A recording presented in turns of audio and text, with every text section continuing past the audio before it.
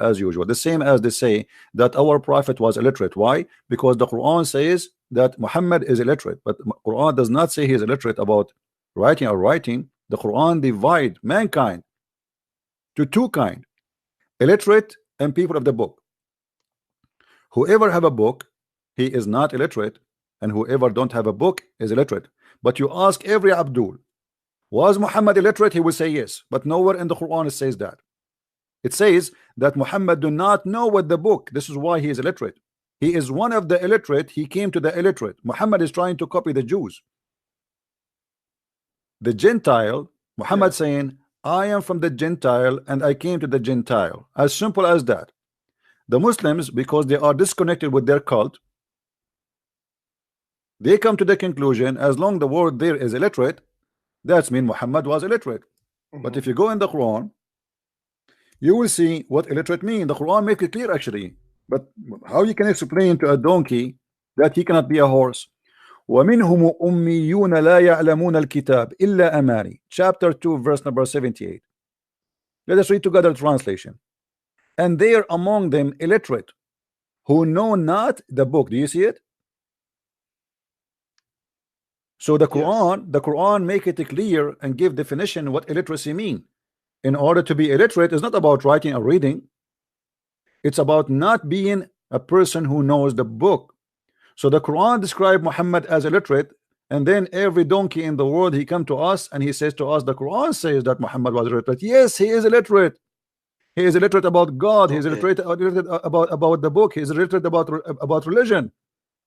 This is why he keep making poo-poo. Correct. Huh? The book means the Injil, which is the gospel. It doesn't matter here. Here it's about knowing the book, which means the book of God.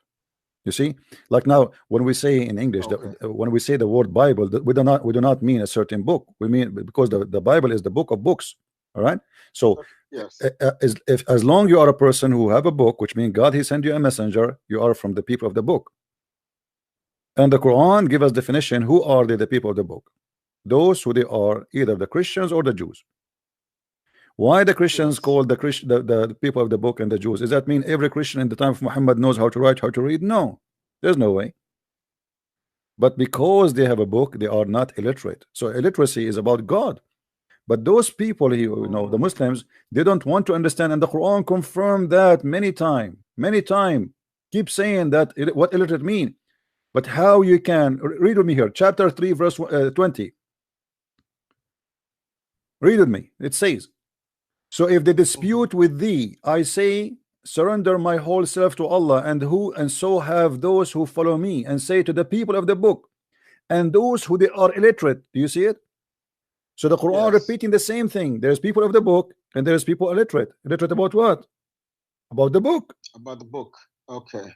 And then you speak to a Muslim, he says to you, Muhammad was illiterate. Where in the Quran it says that? It says he's illiterate about the book, not about not right how to read. I never thought of it that way. My friend, when you do not know the language, you miss a lot of secrets. Right? That's why I say if you want to be like, I cannot say I am a scholar in the Bible, because in order to be a scholar I have to know Hebrew, Aramaic, and the Syriac language, because the Bible is written in those languages.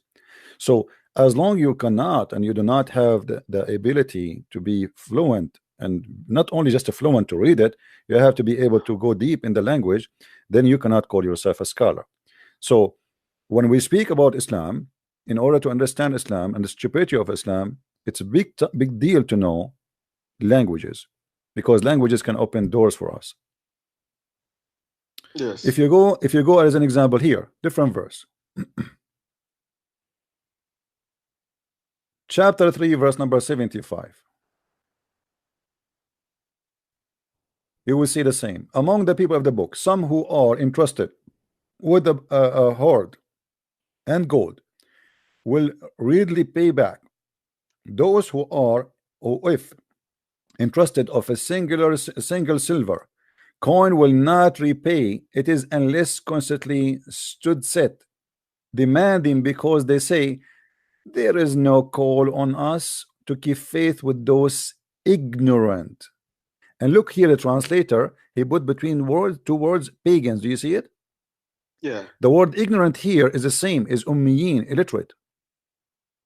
You see it? Even the donkey who translated the Quran, he tried to explain to the donkeys who they are reading the Quran that this is what it's meant. It's not about illiterate, they do not know how to write, how to read. It is about being pagan. So Muhammad is a pagan. He was sent to the big pagan. He was one of them. Yeah. He is illiterate about God.